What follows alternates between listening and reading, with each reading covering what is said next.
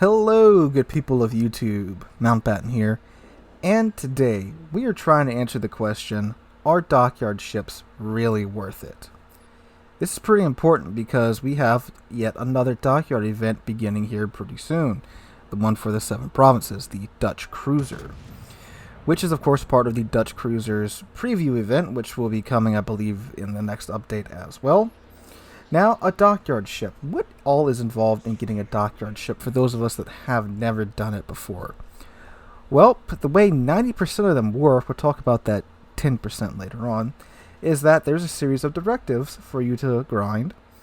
And for the most part, these directives, since that one ship has been released, have been pretty tame and quite not really challenging to grind. It's just a little bit of time consuming, and for the most part you can get a good bit of it done for most of the directives by just playing the game.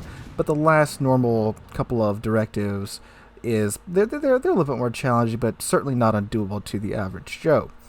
Then when you get to normally the last 2 or 3 stages of the dockyard, you do have to pay for those couple of stages, or any 2 or 3 stages up along the way, again depending upon which dockyard event we're talking about here.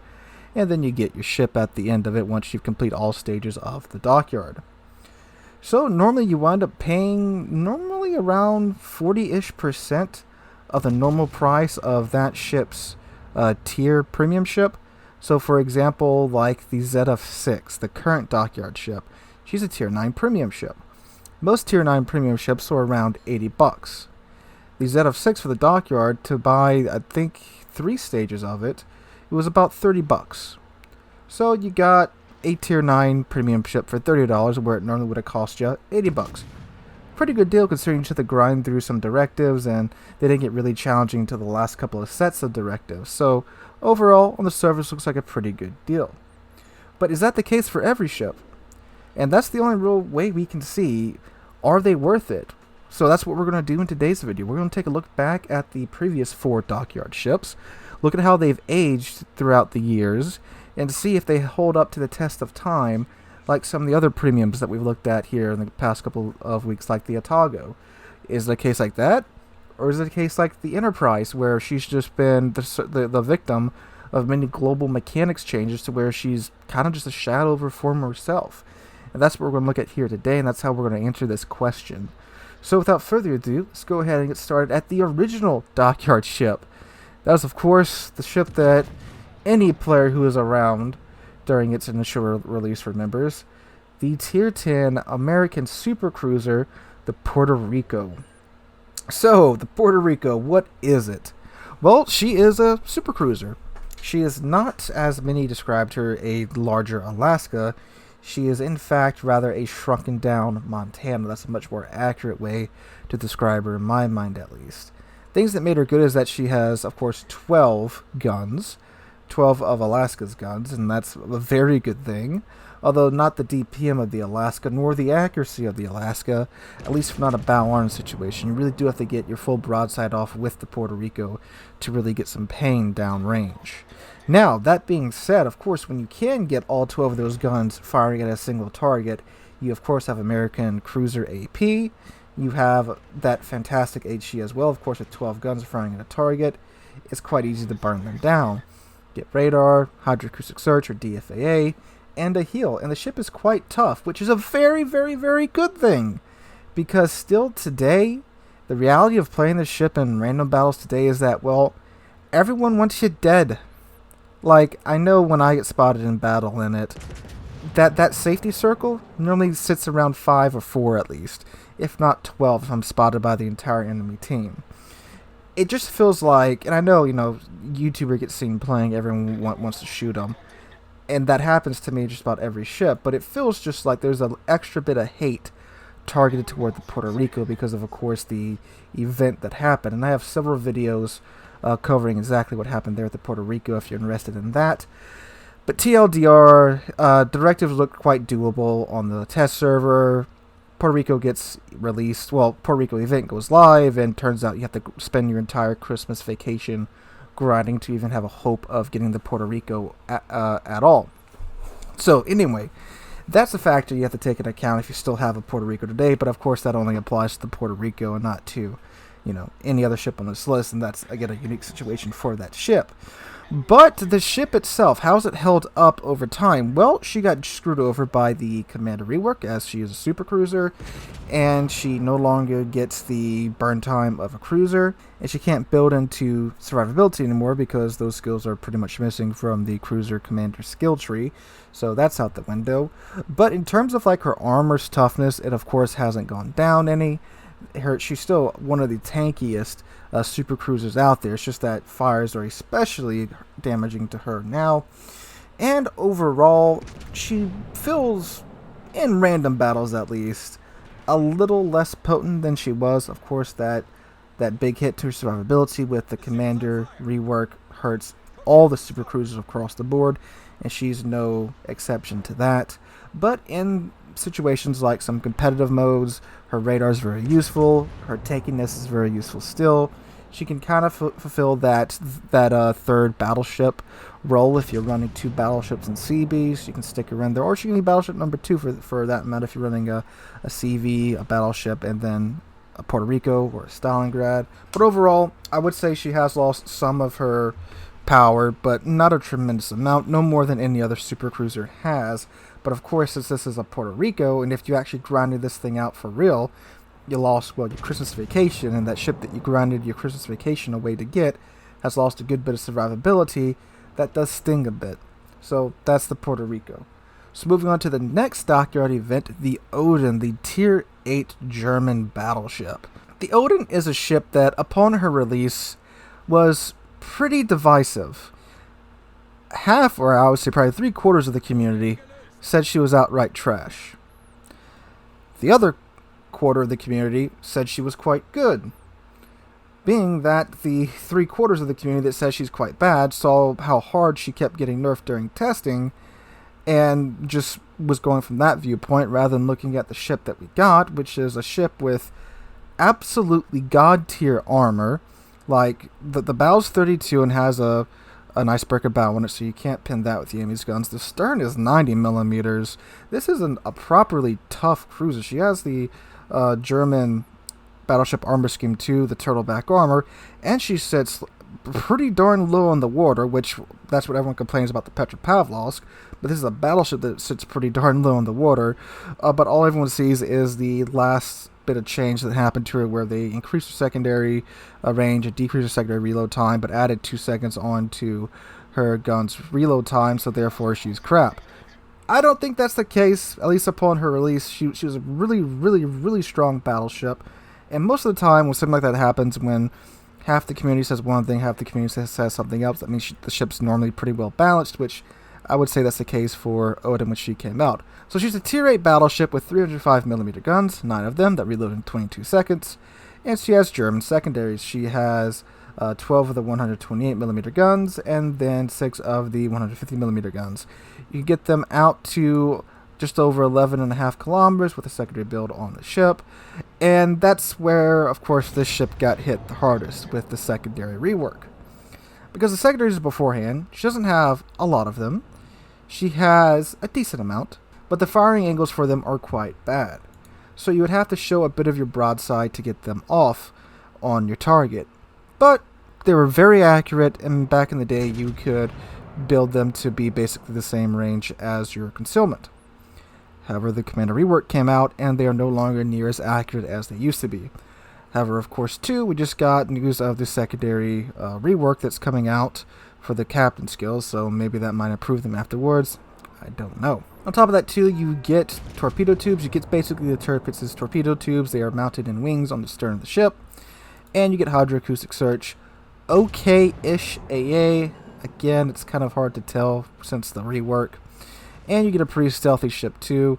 She's detectable by sea from 13.4 kilometers, which for a German battleship really isn't bad. However, her firing range is only 19.1 kilometers. And after I got done reviewing her, I said you don't really think of her like a battleship because she really can't fulfill the same role that something like a turret can.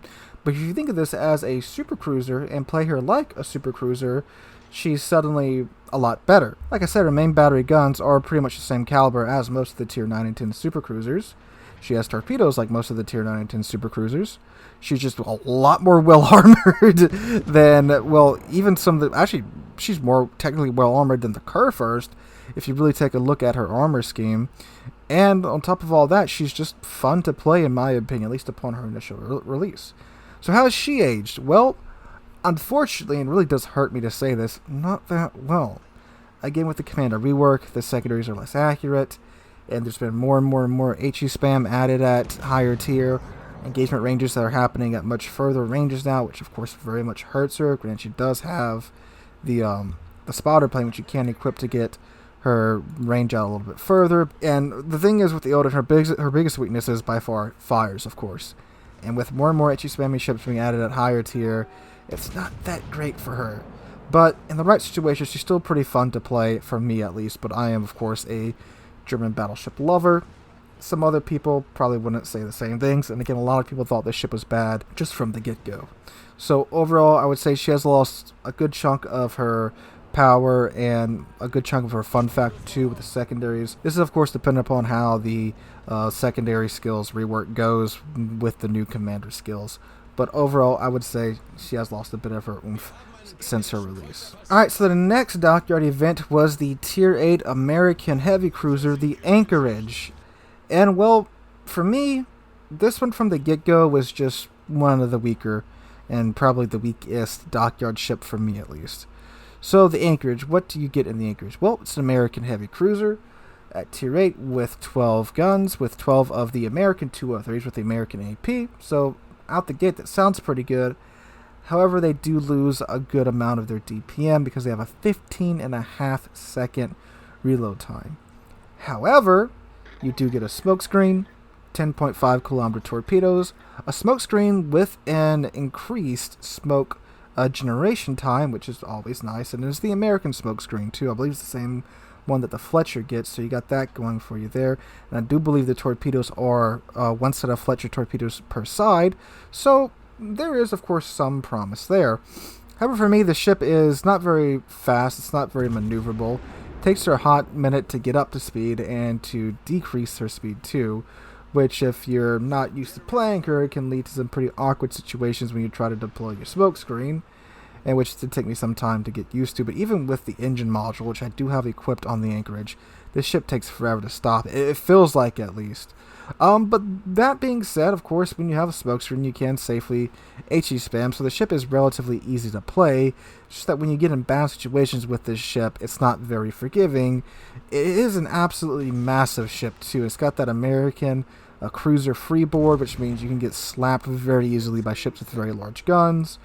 But she's honestly, out of the ships in this list so far, she feels like she hasn't really lost much of her oomph. When I went to record this video, I performed just about the same I did in this ship as I did when I reviewed her the first time, without having to, try to adjust to any lost power, because she hasn't really lost much overall. Cruisers kind of gained, normal cruisers, not super cruisers, mind you, cruisers gained pretty well with some of the new commander skills, so she hasn't really felt like she's lost or gained anything. She still feels pretty much the same, but again, to me, this is one of the weaker Dockyard ships, and definitely not my favorite. That being said, she, in my opinion, wasn't a bad ship. It's just kind of like, well, I'd rather play the tech line Tier 8 American cruiser instead of this thing. It's a nice switch up to have smoke and torpedoes, and again, you can just pop smoke and farm damage and no-brain it like that and get pretty good results, because again, you have 12 230mm guns with a 16% chance starting a fire, and you do have, of course, 12 230mm guns with the American cruiser AP with the improved pin angles, so per salvo, you're pretty punchy, but you can't get a lot of those salvos out, and of course, like I said before, when you get in a bad situation, you're kind of just dead in this thing, and it doesn't have a heal either, so yeah, but, a lot of Tier 8 cruisers don't have heals that are a lot less survivable than this thing, for sure. But that's the Anchorage for me. Hasn't really lost or gained anything. Alright, that brings us to the newest Dockyard ship, which is the Tier 9 Premium German DD, the ZF6, which many a player has said is the best Dockyard ship. And I would say this is one of the best Dockyard ships. I would tie this up there with Odin. But again, I love German BBs. The Odin, I had a tremendous amount of fun in the Odin when she got released. Now, taking into account what's happened to the Odin with the skill changes, I would say this is the best dockyard ship currently.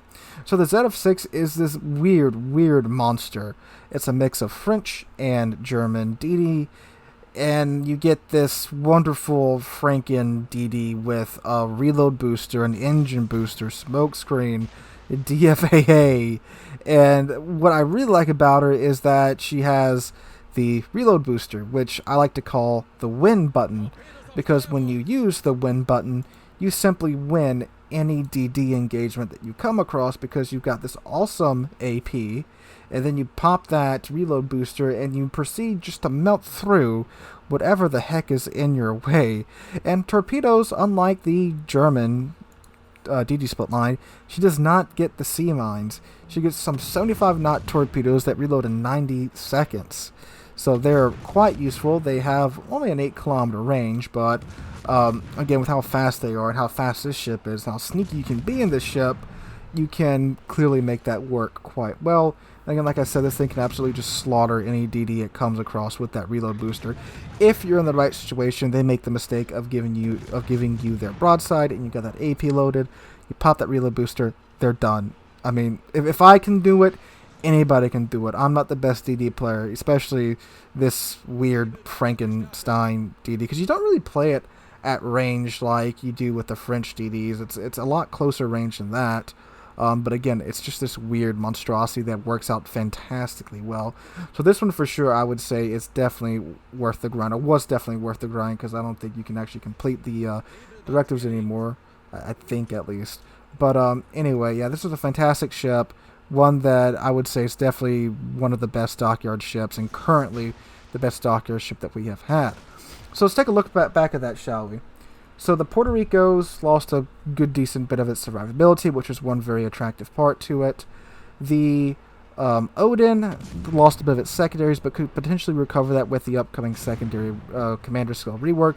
However, the way that it's going to work, it's not like it used to be, which, in my opinion, the old secondary system was the best secondary system still to date. So she's lost a bit there, but the ship is still, for me at least, quite a bit of fun, and I'm still performing decently well in her. The Anchorage hasn't really lost or gained anything in my mind. I've still performed in her today as I did however long ago it was since her release, and the ZF6 is the crown jewel of the dockyard so far. So what does this mean? 2 out of the 4 ships have lost a bit of what made them special, but they haven't completely lost so much to where they're terrible anymore. The other 2 haven't really lost or gained anything. So what does that mean? Well, 2 of them are a little old. Puerto Rico's the oldest, of course, and she's been affected the most by these mechanic changes. Odin, not as old as the Puerto Rico. They took quite a bit of time between the Puerto Rico event before the Odin event. But she is getting up there in age, and now it's starting to show. Some of these mechanic changes are starting to take a big hit on her, like the secondary accuracy. And again, with the upcoming rework, that could change, but in my mind, it still's not going to be as good as it used to be. The Anchorage and the ZF6, the 2 new kids. They're new. They haven't really lost much. The Anchorage, like I said, cruisers, they did pretty well in the Commander rework, and the Anchorage reflects that. She's still just as potent today as she was when I reviewed her the first time. The ZF6, like I said, she's a gunboat DD. They did quite well in the Commander rework, and she's doing quite well. So this means that they're like every other ship in the game. They get hit with buffs and nerfs like every other ship does, especially with these big global changes. But the thing is, to get these ships, you gotta go through a lot. You gotta jump through a lot of hoops with the grinding. You gotta throw out a decent bit of money. But are you okay with doing that and just having your ship changed overnight? Just like the Shikishima. I spent 2.5 seasons of clan battles, 2 seasons of ranked, a couple of dockyard ships worth of steel on that ship, and guess what? They changed it overnight to where it's no longer a secondary focused BB, it's now just all into the main guns. Now granted, in that case, it's no less effective, it's just different, whereas these cases with the Puerto Rico and the Odin, they're a little worse off, and this is just after being out for a little while. The Odin just crossed over a year old, And already, her secondaries aren't as good as they used to be, which was a huge part of the ship. So the question is, again, are you okay with that? Dumping in all this time to grind, dumping in all this money for these ships to be just changed overnight without much notice. And, of course, without compensation. Now, with normal premium ships, it of course hurts when a ship that you paid money for gets changed. And sometimes it is needed for game balance, but these ships that you have to grind so much for to get changed like that, in my opinion, it's not really worth it. The ZF6 right now is powerful, sure, but what's to stop them from changing some skills down the road? And now the ZF6 is no longer what it used to be, and the ZF6 may prove to be an Otago that ages tremendously well. But I think she's just a little bit too gimmicky to do that. The Otago is just a well-designed cruiser for the game. A lot of these newer premiums rely a whole lot on gimmicks, unfortunately, and gimmicks can get nerfed a lot faster than general characteristics can. So that's where we're at now with these dockyard ships, and that's why I say they're kind of not worth it. My suggestion to you guys would be just grind the directives that you can grind by just playing the game and give some time for the reviews to come out. Because that's the only real way you can see if these ships are actually worth it. And don't just watch one review of the ship, make sure you check out several reviews of the ships from vastly different sources. That's the best way you can get a good feel for the ship. One person may say one thing, one person may say something else. Takes a couple of reviews for you to get a pretty decent idea of what the ship actually is. Don't jump on these ships right away. Don't throw money at them. Wait it out. See what the reviews say. Then make up your mind about it. So guys, that's what I think of these dockyard ships. Let me know what you guys think about them in the comments down below. And if you're going to participate in the upcoming dockyard event. If you enjoyed the video, make sure to drop a like and subscribe to the channel. We're on our way to 30,000 subs. We're just past 27,100 a few days ago. And I can't thank you guys enough for that. Hope you guys have a wonderful Tuesday.